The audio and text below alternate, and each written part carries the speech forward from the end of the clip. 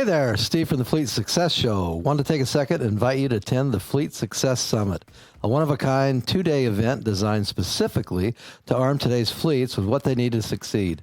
We're bringing some of the best speakers from business, technology, leadership, and organization culture to the stage to share with you information that we believe has been withheld from Fleet far too long.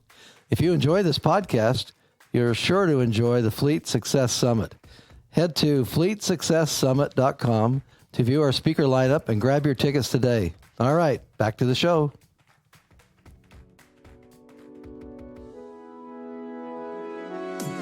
Welcome to the Fleet Success Show, a podcast dedicated to talking about the fundamentals, standards, and best practices that empower today's fleets to achieve fleet success. Let's get into the show. All right, welcome back for another episode of the Fleet Success Show. I'm your host, Josh Turley, joined today by Jeff Jenkins. Hey guys, what up? And today we have another special guest joining us again, Angeli Turley. Hello. Welcome, welcome, welcome. So good to see you 2 episodes in a row. Isn't it? It's really great to be here. Although he should have said my beautiful wife. So And co-host. My beautiful wife and co-host. Well, partner in life. You're much more aesthetically pleasing than Steve sitting across from me, so I will say that. oh, thank you. Steve, I apologize. You're just not as good looking as my sister. And I'll just tell you. That got weird. For all you who listen. Well, hold on a second. First of all, you made it weird by saying that. There was nothing weird about me complimenting a relative. True. Of course, my favorite comment is, people look at Ange and they wonder, wait a minute, you married her? How did you do that? Well, a little hidden secret about my sister. She's very, very farsighted. That must be it. I'm just kidding. That must be it right there. Vision's 2020 over here. So today we've got this really fun topic, and this spurred because we were watching, we had the 75th anniversary of the NBAs this year. If you follow the NBA at all, it's 75 everywhere. And this year we just had the 75th anniversary for the All-Star game. And it was really cool. They brought up all the old all-time greats, So Charles Barkley. The top 75 players. Those are the top 75 players. Yep. And so across all the positions, right? So, and you had some just amazing all-stars that were on there. Larry Bird and Scottie Pippen and all these guys. And they are bringing them up on stage. And it was interesting is that at the event and at all the festivities, as they're meeting current players, LeBron James met Michael Jordan. There was a huge moment. Michael Jordan talking to Magic Johnson. One of the things that everybody noticed was Michael Jordan and Isaiah Thomas would not talk to each other, like just purposely avoided each other during the whole week. In fact, there was an article. It says, watch Michael Jordan visibly still sour about his 30-year-old rivalry with Isaiah Thomas. Duo seen purposely avoiding each other. Now, I like they put the onus on Michael, right? But let's give you a little context if you're not familiar with NBA history. Right. This is like 80s, early 90s type Grudge that we're talking about. Right. This is 30 years ago. Yeah. And it goes back all the way to the time when Isaiah Thomas and the Detroit Pistons were constantly eliminating Michael Jordan and the Bulls from the playoffs. And they would beat the crap out of him. It's not the soft NBA today where if you breathe on LeBron, he flops. I mean, they were elbows, pushing, Punches, hitting. Yeah. Yeah. It was very violent. And they even had, right, if you haven't heard of this, it's called the Jordan rules. The Detroit Pistons created and implemented a strategy to contain Michael Jordan. And it was basically if he drives in a lane, put him on his back. Like they just would not take it easy on him. And so for 3 years, maybe it was just 2, it was right between the eras of the Lakers Celtics when that dynasty was fading, Magic Johnson, Larry Bird, that dynasty was fading. Isaiah Thomas and the Pistons came in and they were just absolutely knocking Jordan. And he was almost in his prime. Like this is when he was really great. He got even better, but as an individual contributor, this is when he was doing his best work. And constantly they just were eliminating him. Jordan finally gets revenge in the 91-92 season. Yep. Might have been 90-91. It was 90-91. Finally gets revenge. And Isaiah Thomas and the Detroit Pistons, right, they lose to the Bulls. I think they got swept, if I remember right. And they walked off the court. Didn't shake hands, didn't congratulate them. Just pissed. They had put them through living hell the last 2 or 3 years. And when they finally lost to the Bulls, they didn't have the respect and the maturity to say, hey, good job, tip their hat. Instead, they were pissed and they walked off the court. Yeah, total great example of poor sportsmanship, because if you look at the previous 2 years, the Bulls shook their hands. Yep. They got absolutely blasted by them. They were put on their back, right? They were beat up and just, out-muscled.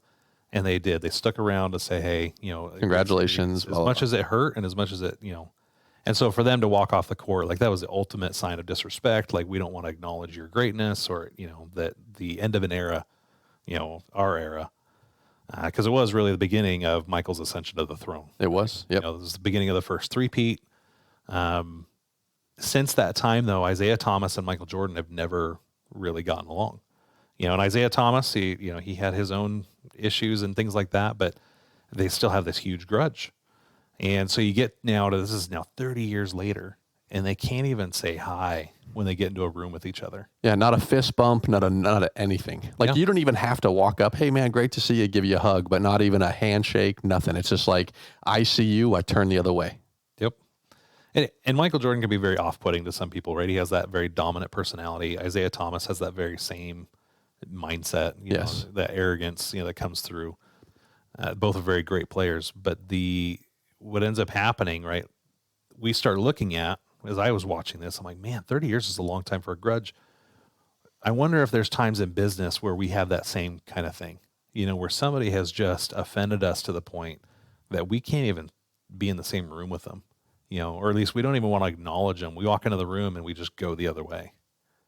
And what is the cost of that? Like, when we let a grudge like that seep into our lives, and maybe you've got family like this, maybe it's business relationships, but what's the cost of a grudge like that, and how does it hurt, the business operations? So 2 things about me, right? One is that sometimes I can take things very personally, right? No. I know, hard to believe.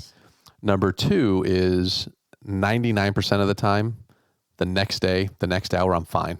Forgotten about it. I'll move on. It's not a big issue. Now, depends on the person, right? Typically depends on the situation, but in most cases I don't. But I will tell you, there are people I've had grudges against, and I probably still have a grudge, even though if I saw them, I'd probably say hi. I just don't know how friendly I'd be. So let me give you example number 1. I had this boss, and we'll call him Jim. His name is actually Jim, but we're going to call him Jim anyway. So Jim, he was the president of a flatbed company that I was working for. And Jim never did anything wrong. Nothing was ever Jim's fault. What I loved about Jim is he was very good financially. So I learned how to read a P&L. Like, my financial acumen working for Jim, just went through the roof. It was fantastic. But Jim's problem is that everything got pushed off to somebody else. Jim would give me advice on something to do, or just tell me to go do something. I'd do it. And if it went south, or if our CEO didn't like it, it went right on to me. And Jim would never take responsibility for that. Only time I've ever been fired was by Jim. And it was because basically he told me to do something. I went out and did it. And then he blamed whatever happened just solely on me and never once took responsibility. So I haven't seen Jim since then, right? I don't care if I ever see Jim again. But what I will tell you is, if someone brings up Jim, right, my attitude will change. Not only that, huge Iowa Hawkeyes fans. So I hate the Iowa Hawkeyes for no other reason than Jim loved the Iowa Hawkeyes. Right? I mean, that's the level of pettiness. Yeah. Wow. But I learned this about Jim towards the end of before, we parted our ways and I wasn't there anymore. And I can tell you that it affected my attitude. I hated that place because I hated Jim and the way that he did things. And it would have been very easy for me to approach Jim and talk to him about it, right, and say something. I don't know that anything would have changed, but I didn't do that. All I did was internalize it to where it affected me so much, right, and he may not even have known how I felt about it. But I punished myself because of his actions, and I held that grudge, and I probably still do have quite a big grudge against him for what happened. And you mentioned it, like, it creates a negative emotion every time you think about it. Yep. And you feel that, like, physically. They've talked about what happens to your body when you think about people you haven't forgiven, when you think about people that have pissed you off or that have hurt you. Your body re-experiences. Who said this? It was John Deloney. It was John Deloney. Yeah, at Entrepreneurs. Yep. And he said how your body actually re-experiences the trauma as if it had just happened, right? It re-experiences the entire event again every time that you relive that and you re-examine that brick, is the way he kind of described it. and then you just put it back in your bag, and you're like, yep, I still want to hold on to that one. I'm going to carry that weight. But it's amazing the physiological impact that a grudge can have as you remember it, as you think about it, and as you hold it. Yeah. So the people can't obviously see, but I could feel the temperature in my body rising by like 10 degrees. And I felt a little bit flushed just when I started talking about this, just because I'm re-experiencing going through thinking about the crap that went on. The trauma. Yeah. Yeah. You are a little red. Thank you. Your skin is a little red. It'll die down in about 2 minutes. Yeah, I'll be back to normal here. Back So down. yeah. When I think about some of the relationships that we've had, and trying to think if there's any that we've really held grudges over, and there's definitely some that we could have, and I probably did for a little while. So I'll compare and contrast to where it was versus where it is now. But there's definitely moments where you'd run into somebody at the store and you're like, I don't know what to say to this person, because everything I want to say isn't kind. It's not. Yes. Right. Like that's just not it's what I want to say because I think it'll make me feel better, but it won't ever, because they don't care. Right. It doesn't matter to them. Well, it may not, but then again, it may care. They may matter to them as well, right? They may be holding a grudge. I mean, usually if something goes south with two different people, there's something between both of you. It's never typically just one. So we did have one where, it was an employee that we did have to let go of. But we see this person pretty frequently. And, it's one of those weird things where you're like, hey, I'm ready to forgive you. I want to move on. But they just kind of shut it down. And so it creates this really awkward tension where now, like if you have friends, mutual friends, they've got to like almost pick sides. Who do I want to spend time with? Who do I want to be with? Yeah. And in that case, like you just kind of, hey, you just got to do what you got to do. I don't want you to worry about it. If you're on that side where, you've somehow offended somebody and you can't gain forgiveness, the most you can do is just, when you're ready, I'm ready. And I'll be here. Well, and a lot of people, it's funny because when they have grudge, it. So they unfollow you on LinkedIn, right? I mean, you've had that happen before with ex-employees. Yep. If it's an ex-girlfriend or an some significant other, they give you back a necklace you gave them for their birthday, or they unfriend you on Facebook or whatever the case may be. Like it's usually fairly evident. And the thing is about that is that doesn't really affect the person they're unfriending at all. Nope. Right. Right. Or like returning the on. gift. Yeah. That person's not affected. I mean, you're affecting yourself more by holding that grudge and thinking about, oh my God, I can't ever see this person's name, or I'm going to flip out. So I got to unfriend them. I got to lose that connection. It's kind of a weird way to do it. Right. Well, and I think what happens too is now you create this almost like the Michael Jordan and Isaiah Thomas walking in a room and now like, well, I can't even talk to you. And that level of tension, because that happens for us. We'll walk in a room and you're like, well, can I say anything? Can I not say anything? Like what's okay? And you think about how much better life would be if we could just let it go. Yeah. And just like walk up and say, hey, I'm so glad to see you again. And it's, like just be able to put that stuff behind us is really detrimental. I think in business, when this happens, it's even more detrimental. Like maybe we don't go home and see him at the end of the day. Maybe this isn't somebody we run into, but in this industry, relationships matter and they last a lifetime. And so if you have a sour relationship with somebody, like word gets around. It's a weird, it's like cliquey and gossipy, I guess, in some ways, but word kind of gets around. And that relationship ends up poisoning other relationships. And, instead of just being able to resolve the problem, maybe you offended somebody you didn't mean to, maybe you were offended by somebody, if you hold on to that, it will limit your ability to make connections.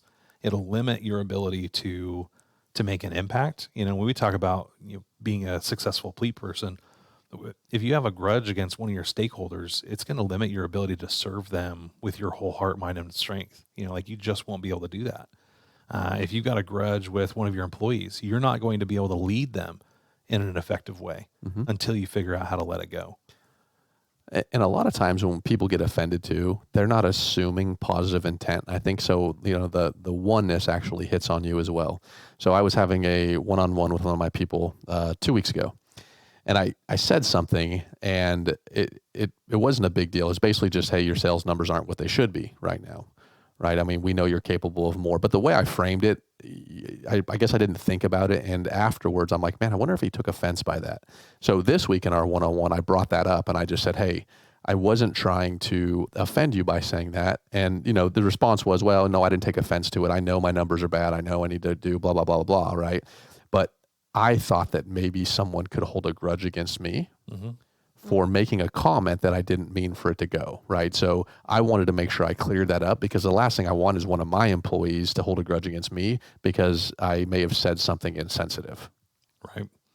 And I think you give them the opportunity when you recognize those moments. This is why we harp on being humble and hungry and smart. It takes being both humble and smart to recognize when you've overstepped, when you might have said something insensitive, but then being humble enough to care about it and say, hey, I'm actually really sorry about that, and admit it and say sorry.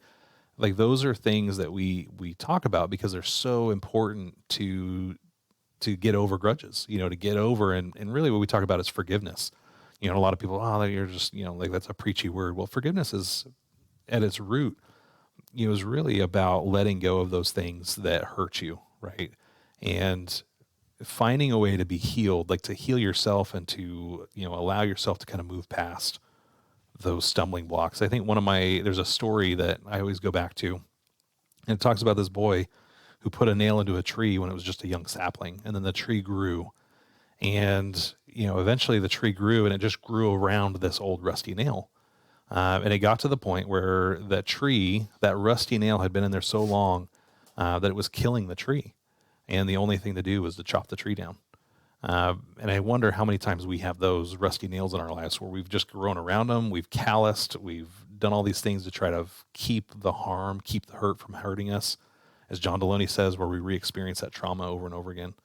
And what the benefits of forgiveness, of when we can move on from those things, how much better we feel, how much lighter we feel because of that. Well, we do. So Angela and I, right, our dad kind of abandoned us when we were young. Our parents got divorced, and then he was not very present. Absentee. Very absentee father. And we have an older sister as well, and our older sister always refers to him as the sperm donor. Right. Not even dad, and for me, I guess you have a grudge because, the one person besides, I guess, your mother that should care about you is your father. Right. And one of the things, though, is like, I don't have a grudge against him. If I saw him, I'd say hi. I don't really want anything to do with him.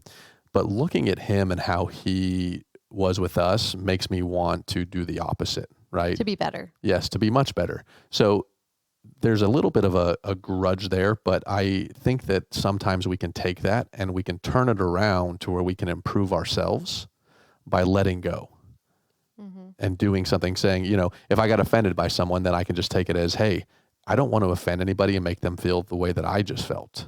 Right. So let me turn that around and not do that, right? You can take those bad moments and then you can make them something much better.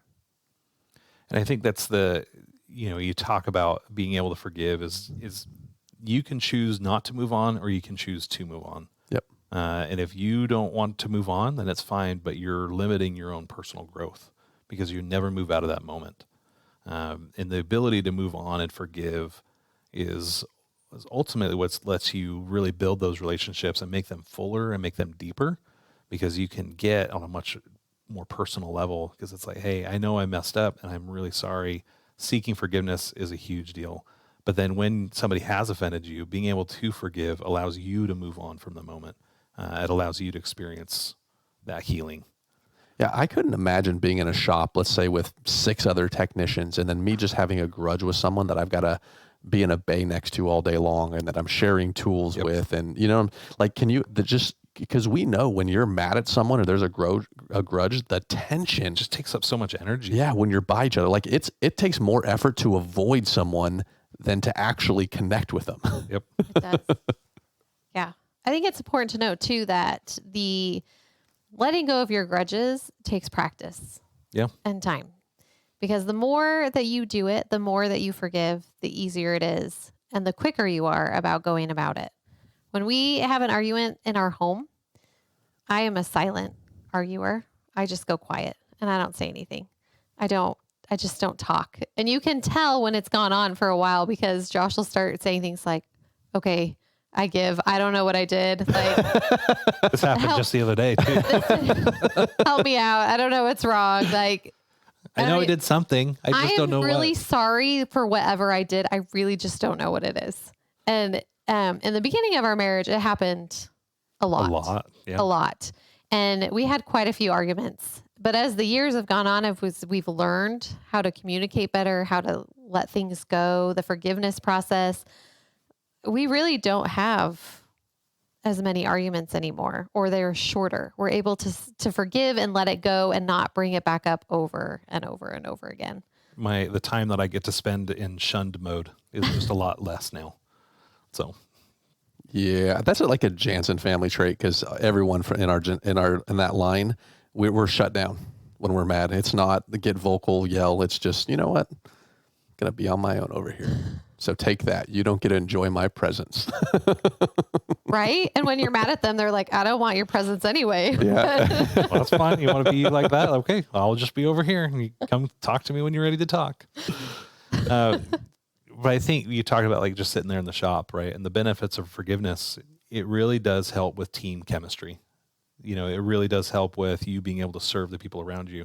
And, you know, we talk about being a successful fleet. There's no way for you to be successful if you're not all successful, right? Like you can be the best tech in the world, but if the guy next to you is really struggling and you're holding a grudge against him versus the shop where that same situation is happening, you're the best and they're struggling and you have a good relationship with them, I will tell you is that second shop will outperform the first shop 10 times over because they have built the relationship and they've built the ability to make a mistake and then forgive one another. And that power of forgiveness really creates like an unstoppable momentum within a fleet. Well, it does. And I'm just going to add on top of that, it's incumbent on the leader to make sure that those type of things are facilitated. Yep. Get them in a room together and let's hash out what these differences are and let's move on and move forward. Because as a leader, you notice when people don't get along. Yep. I mean, it's very obvious. And then you can also feel the tension. Anybody that walks in there can feel the tension. So if there's a disagreement or there's something that happened, get them together, right? And a lot of people don't want to do that because of the conflict that's involved with it, right? It's that fear of conflict that we've got to get over because, I don't want it to turn into a yelling match or I don't want it to get physical or something like that. Well, guess what? That's most likely not going to happen. Right. Right. It's Angeli, what did Josh do? Or Josh, what did Angeli do? And then, she said she didn't like how I cut my beard this week. And it's like, oh, okay, so what do you want to do? You know what I'm saying? There can be resolution, but sometimes you just need a mediator that's going to help walk you through those steps and facilitate that. And as a leader, you got to do it or your culture's screwed. Right. You know, 8 times out of 10, it usually ends up just being a miscommunication. Yes. You said this and that's how I felt. Oh, I'm so like, I didn't know that's not what That's I meant. not how you took it. Yeah. Right. Right. Yeah. The story I was telling myself, right? Yep. We quote Brene Brown all the time in our home. You know, the story I'm telling myself is that you think this and it seems like this, right? And just that miscommunication ends up causing, 80% of our problems. Now, the other 20%, no, I really did mean that. Right? That's really what I said. Right. And then you just find out, okay, well, why did that upset you so much? And well, this is why I said it. Okay. Well, are you willing to change? Are you willing to get better? Are you willing to do things differently? But having the courage to enter the danger as the leader and bring out those moments is really what sets you apart as a great leader versus just a mediocre one. Well, and your people know that they've got to squash these things together if they know you're going to hold them accountable as well. And I promise you'll run into some people that, I meant what I said. I'm not going to change. I'm not going to do anything different. Well, guess what? That person's not a good fit then. Right. They shouldn't work for you if they're going to cause that drama and that stress within your organization. Now, I'll tell you one more thing that the leader has to do, right? And this is something we say all the time. The leader must go first, right? They have to model this behavior. Yes. And so if they're getting offended all the time and they're insecure and they can never say sorry, you can never expect your people to do the same.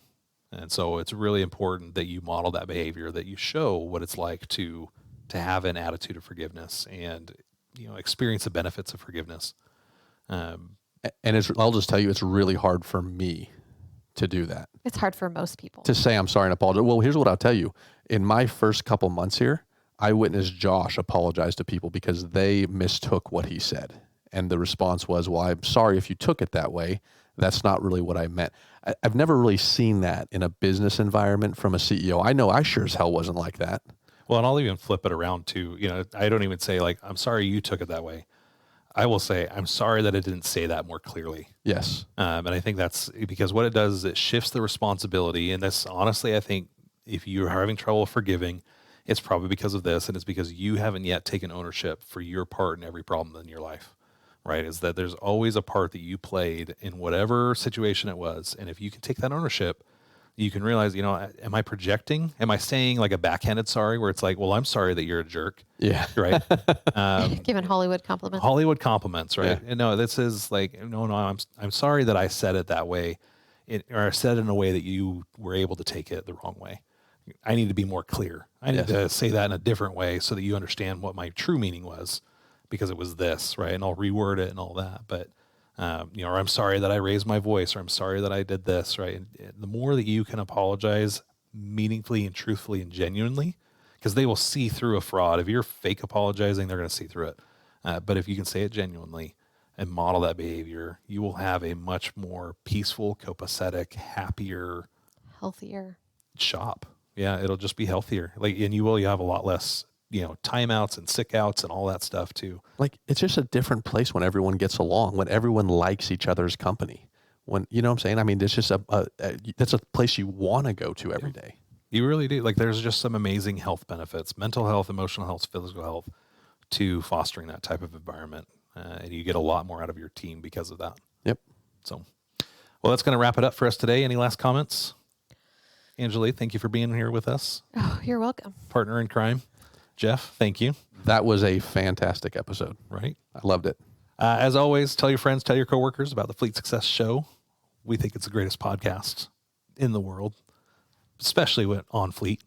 And a reminder, we have the Fleet Success Summit coming up April 20th through 21st out here in Mesa, Arizona. FleetSuccessSummit.com. Enter the code podcast for a discount on your registration. Tag us on social media at Fleet Success and subscribe wherever you listen to podcasts. Until next time. Don't hold a grudge.